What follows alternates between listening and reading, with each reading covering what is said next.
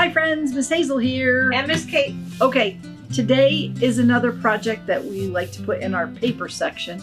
We usually say 1 sheet of paper, but this is 2 sheets of paper, and it's inspired by 2 of our students that go to Payton School, and their names are Armand and Emma F. And they came into our office yesterday. They were very excited to show us this art they had learned from one of their teachers. They showed us how to do it, and now Armand showed me how to do it, and I'm going to show you how to do it. So, looks a little bit like a 3D map, a topographical map. Kind of can see, like this one looks to me like maybe some lava flowing down here. So what you're going to need for this project is 2 sheets of regular copy paper. You're going to need some tape. I'm using clear tape. I think it might look better with clear tape, but if you don't have clear tape, use whatever you have. And some markers that are regular markers that, not permanent markers, like regular water markers. Watercolor What are they called? Watercolor. Yeah, just regular markers. Today we're using these Crayola ones. Okay, so. And wait, one more thing. And, oh yes, and you're gonna need water, a water sprayer of some sort, or maybe you could sprinkle water from your hands, but water plays a key part in this project. Okay, I'm putting mine on a piece of cardboard to work because when I'm done, it's gonna be really wet and floppy and I'm gonna wanna go put it outside to dry. So maybe have some sort of a base underneath you to work. So first I'm going to take my piece of paper and rumple it up.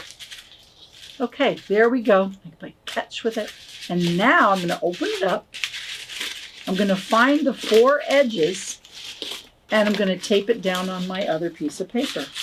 Kind of any way that I want. Okay, here we go.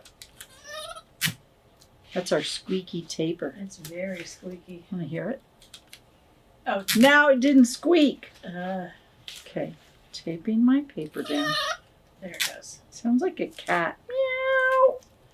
I think that Armand, when he told me how to do it, he did tape down the entire edge. So I'm feeling like that might be part of it. So it doesn't get floppy.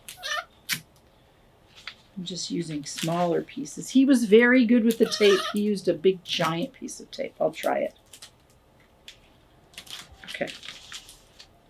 Make sure all of my edges are taped down.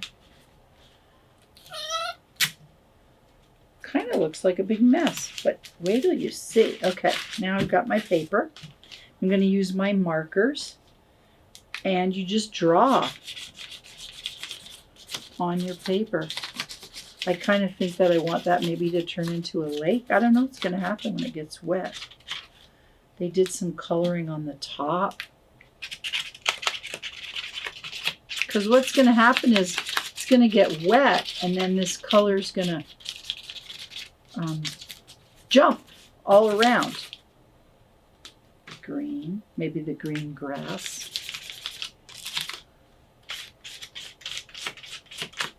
It's my mountain.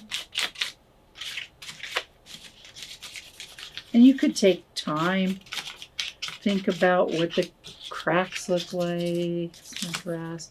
Oh, I'm thinking maybe I need some flowers.